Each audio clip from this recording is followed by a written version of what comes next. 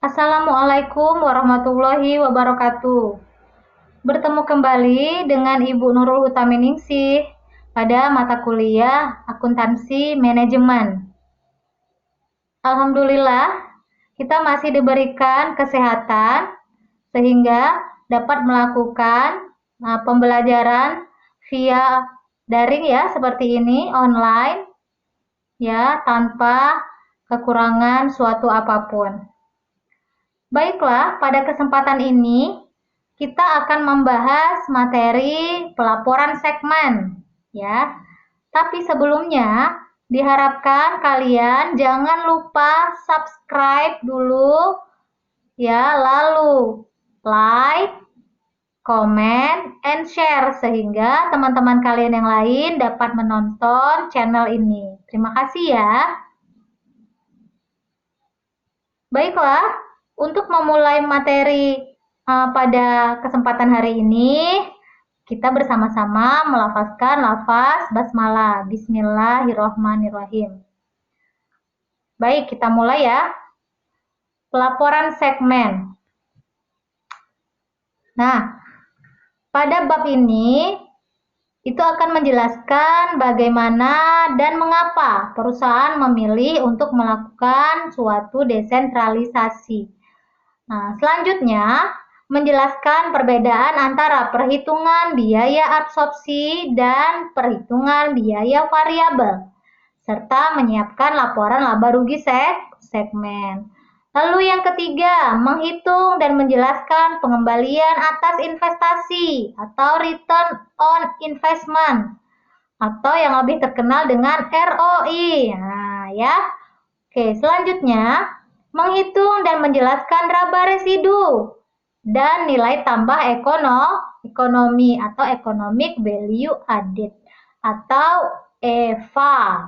Ya, lalu yang terakhir menjelaskan peran pendapatan harga transfer pada perusahaan yang terdesentralisasi.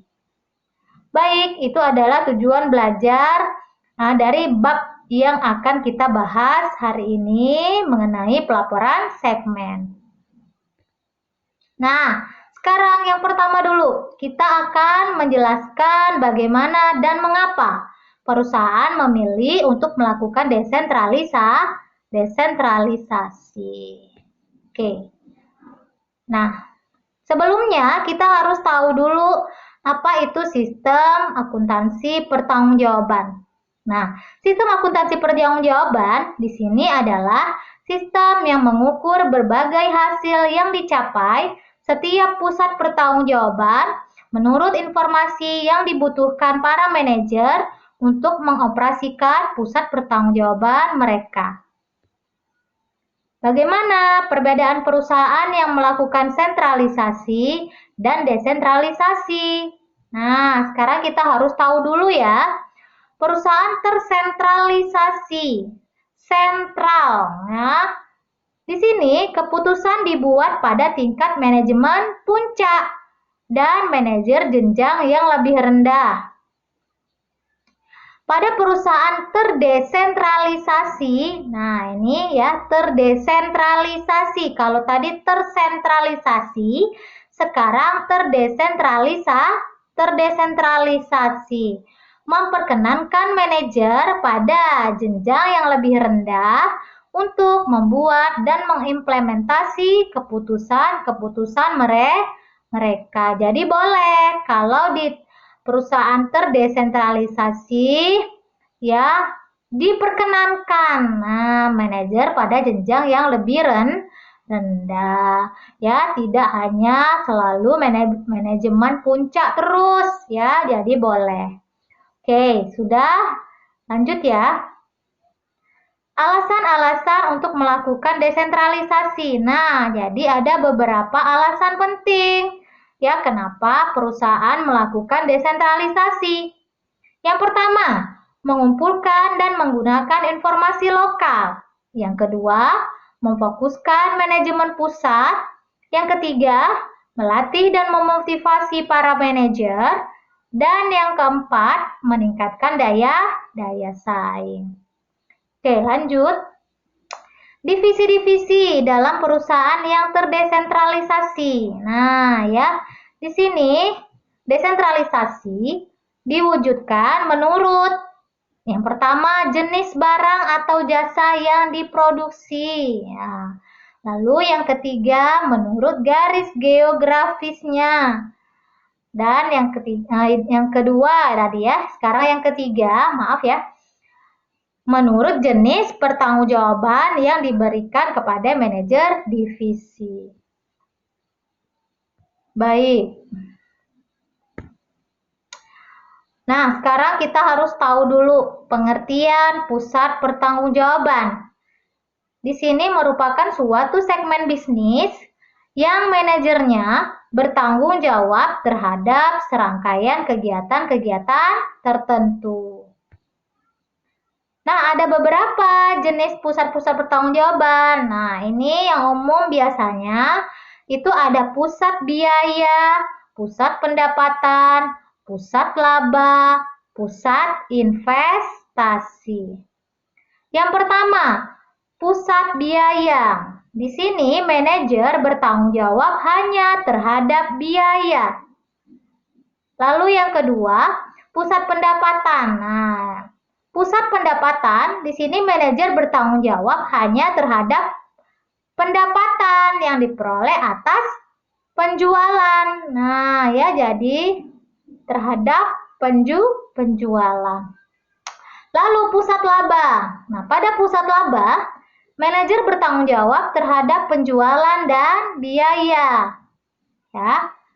Dan pada pusat investasi, ya, manajer bertanggung jawab terhadap penjualan, biaya, dan investasi modal. Baik, lanjut. Sekarang yang kedua. Sampai sini sebelumnya ada pertanyaan dulu. Jelas? Kalau tidak ada, kita lanjut ya. Nah, yang kedua ini adalah menjelaskan perbedaan antara perhitungan biaya absorpsi dan variabel serta menyiapkan laporan laba rugi segmen. Baik. Nah, kita punya dua metode perhitungan laba. Ya. Dan bagaimana perbedaannya? Tanya ya. Jadi, perhitungan laba kita memiliki dua metode di sini dengan metode biaya absorpsi dan metode biaya variabel. Perbedaannya di mana? Nah, di sini perbedaannya bergantung pada perlakuan terhadap biaya overhead tetap. Nah, lihat di sini ada contoh soal ya, buka di buku ya. Ada kan? Nah, di sini jelas ya. Di sini ada soal ya. Unit di persediaan awal, unit di produksi, lihat di sini unit terjual ya. Biaya variabel per unit. Nah, di situ ada biaya tetap. Oke, perhatikan baik-baik ya, buka bukunya. Sekarang kita mau hitung dengan metode biaya absorpsi. Nah, metode biaya absorpsi, lihat ya, seluruh komponen variabel dan tetap itu dipakai. Nah, ya lihat di sini. Jadi bahan baku langsung, tenaga kerja langsung, ya, biaya overhead variabel dan biaya overhead tetap itu dimasukkan. Ya, jadi dapatlah biaya per unitnya $225 sehingga diperoleh nilai persediaan akhir yaitu ya kita lihat unitnya ya. Jadi langsung saja dikali dengan 225 dapatlah $450.000. Paham ya sampai sini? Oke, lanjut lagi dengan metode biaya variabel. Nah, kalau dengan metode biaya variabel, ya, itu biaya overhead tetapnya tidak diikutkan. Jadi hanya overhead variabel saja. Nah, jadi perhitungannya biaya bahan baku langsung ditambah tenaga kerja langsung, ditambah overhead variabel, sehingga diperoleh 200 dolar. Nah, sehingga nilai akhir persediaan itu 400.000 dolar. Oke. Jadi lebih kecil ya dibanding dengan biaya absorpsi tadi, nilai persediaan akhirnya 450.000. Nah, sedangkan dengan biaya variabel itu 400.000. Oke, lanjut. Kita masukkan ke dalam laporan laba rugi komparatif. Nah, di sini perhitungannya ya. Pada perhitungan laba ruginya dengan menggunakan perhitungan biaya absorpsi ya. Di sini tidak memasukkan komponen tetap.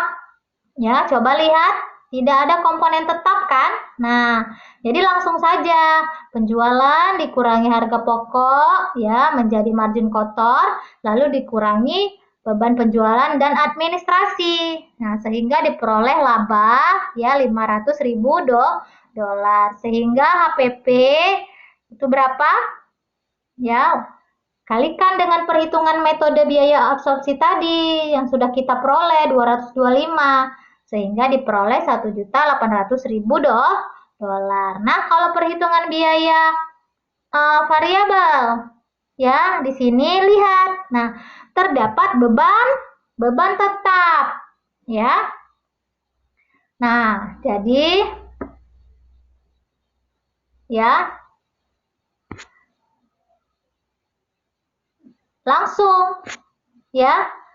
Lalu pengurangnya itu menggunakan beban variabel. Nah, beda ya. Coba lihat absorpsi tadi ya. Nah, ini yang variabel. Pengurangnya tuh lihat ya.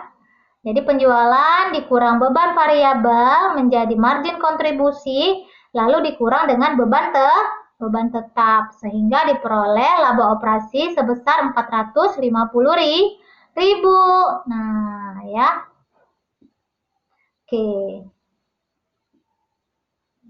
Nah, ini ya jadi diperoleh kesimpulan ya absorpsi versus yang variabel itu jika produksi lebih besar daripada penjualan, maka laba bersih absorpsi lebih besar dari laba bersih variabel.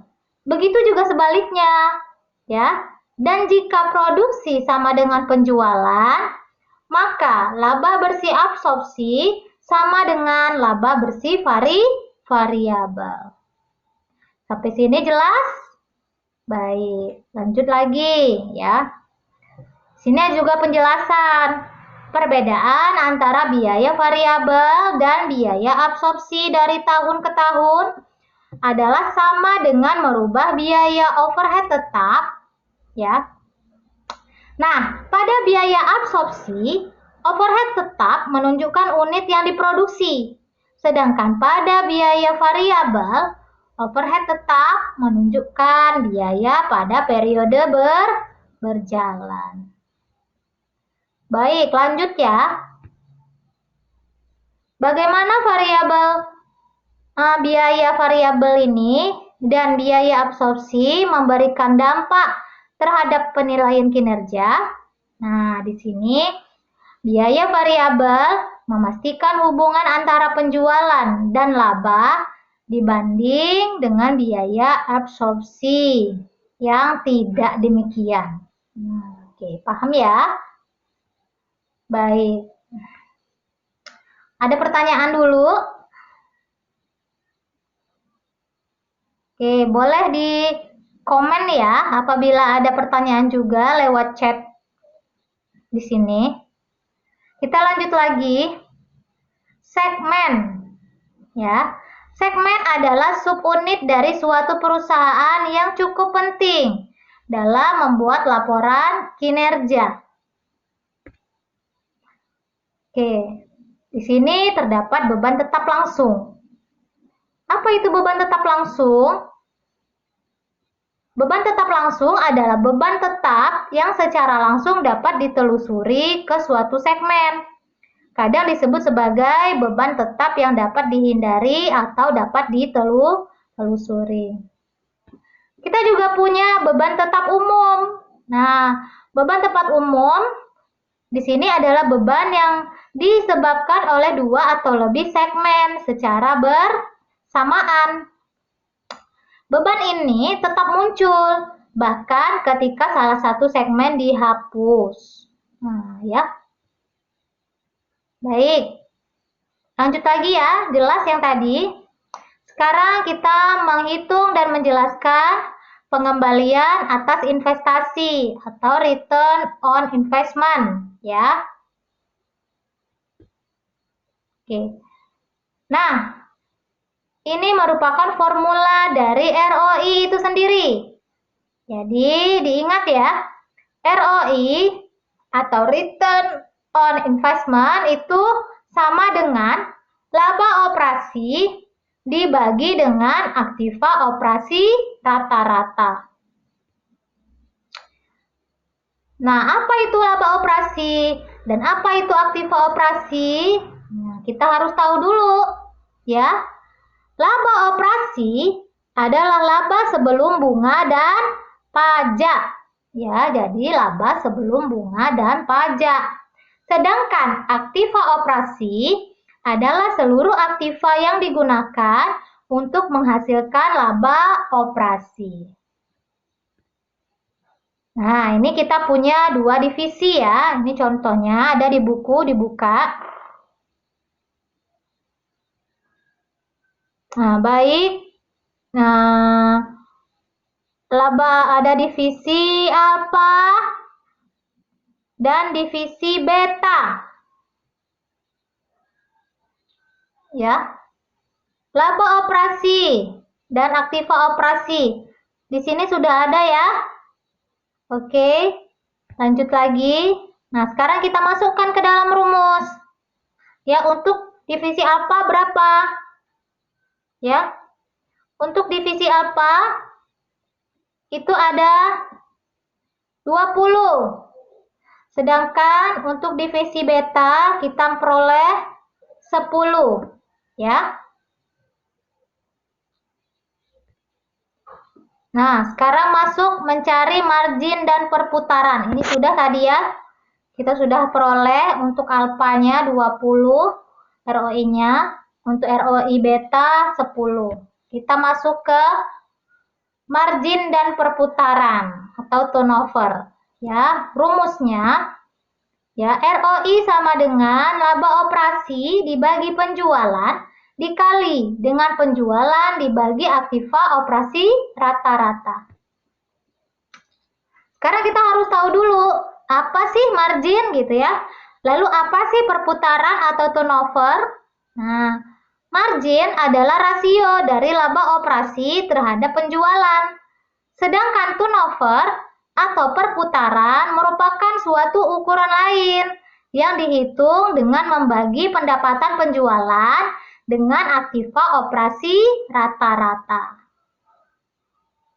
Oke, sudah tahu ya? Nah, sekarang kita masuk contoh soal lagi. Di sini ada contoh Selimar. Ya, CO, latar belakang. Oke, baik. Di sini ada penjualan, laba operasi, aktiva operasi. Masuk rumusnya. Ya, dengan menggunakan rumus ROI tadi, sehingga diperoleh 16%. Nah, ya. Baik, sampai sini jelas? Ada pertanyaan tidak? Lanjut lagi dulu ya. Baik, ROI bersih dipengaruhi oleh dua item independen. Yang pertama, kemampuan menekan laba dari penjualan. Dan yang kedua, kemampuan menekan penjualan dari investasi. Apa ya keunggulan ROI? Nah, jadi kita harus tahu kenapa kita menggunakan ROI. Nah, di sini sedikitnya manajer berfokus pada yang pertama, hubungan antara penjualan beban dan investasi sebagaimana yang diharapkan dari seorang manajer pusat investasi. Yang kedua, efisiensi biaya. efisiensi aktiva operasi ya. Jadi ada 3 keunggulannya. Jadi yang pertama hubungan antar penjualan, beban, dan investasi. Lalu efisiensi biaya dan yang ketiga efisiensi aktiva operasi. Jelas ya? Lanjut lagi. Nah, ini ada contohnya ya dari divisi plastik. Ya, jadi ada tanpa peningkatan iklan dan dengan peningkatan iklan. Nah, di sini terlihat ya, itu ROI-nya 15% dan 15,24%. Ya. Oke. Nah, ada keunggulan, ada juga kelemahan pastinya ya. Kelemahan yang pertama, mengakibatkan fokus yang sempit pada profitabilitas divisi dengan mengorbankan profitabilitas keseluruhan perusahaan. Lalu kelemahan yang kedua, mendorong para manajer untuk fokus pada kepentingan jangka pendek dengan mengorbankan kepentingan jangka panjang. Baik, sampai sini ada pertanyaan? Lanjut dulu? Oke, lanjut ya. Yang keempat, menghitung dan menjelaskan laba residu dan nilai tambah ekonomi atau economic value added. Laba residu. Nah, laba residu adalah perbedaan antara laba operasi dan pengembalian dolar minimum yang disyaratkan atas aktiva operasi perusahaan. Di sini dolar dapat juga diganti dengan rupiah ya. Baik, laba residu sama dengan laba operasi dikurang tingkat pengembalian minimum dikali aktiva operasi rata-rata. Nah, ya, langsung saja kita masukkan. Ya, ada soal ini ya. 48.000 dolar dikurang 2,12 ya, 12% dikali 300.000 dolar. Jadi dapatlah 12.000 dolar laba residunya ya. Oke, ada keunggulan dan kelemahan laba residu. Nah, keunggulannya dapat memberikan keuntungan pada proyek lain dan kelemahannya dapat mendukung orientasi jangka pendek dan sulit melakukan gabungan langsung. Nah, sekarang kita masuk nilai tambah ekonomi atau EVA ya. EVA adalah laba bersih atau laba operasi dikurangi pajak, dikurangi total biaya modal tahunan. Nah, jadi laba bersih dikurangi persentase biaya modal dikali total modal yang dipakai. Nah, jadi rumusnya itu boleh ya. Laba bersih dikurangi persentase biaya modal dikali total modal yang dipakai. Oke, sekarang pembahasan kita yang terakhir mengenai peran penetapan harga transfer pada perusahaan yang terdesentralisasi. Harga transfer. Apa itu harga transfer? Harga transfer adalah harga yang dibebankan untuk suatu komponen oleh divisi penjual pada divisi pembeli di perusahaan yang sama. Ya. Di sini ada istilah harga transfer minimum dan harga transfer maksimum. Apa itu harga transfer minimum? Harga transfer minimum membuat keadaan divisi penjual tidak menjadi lebih buruk jika barang dijual pada divisi internal daripada dijual pada pihak luar. Ya. Lalu harga transfer maksimum membuat harga keadaan divisi dari pembeli tidak menjadi lebih buruk jika suatu input dibeli dari divisi internal daripada jika barang yang dibeli secara eksternal. Nah, dengan barang yang sama. Oke. Sekarang harga transfer. Yang pertama ada penetapan harga pasar. Harga pasar, pilihan yang tepat jika terdapat pasar luar dengan persaingan sempurna untuk produk yang ditransfer. Lalu, harga transfer berdasarkan biaya. Nah, kalau berdasarkan biaya, itu ketika harga pasar luar kerap tidak tersedia, baru dipakai ya. Lalu yang terakhir, harga transfer yang dinegosiasikan. Nah, digunakan pada pasar persaingan tidak sempurna. Oke, selesai. Nah, sampai di sini ada pertanyaan? Baik. Ya, coba nanti kerjakan latihannya ya di buku itu, tugasnya yang Ibu kasih. Ya, kerjakan latihannya. Ya. Oke. Lalu kalian kirim sampai pukul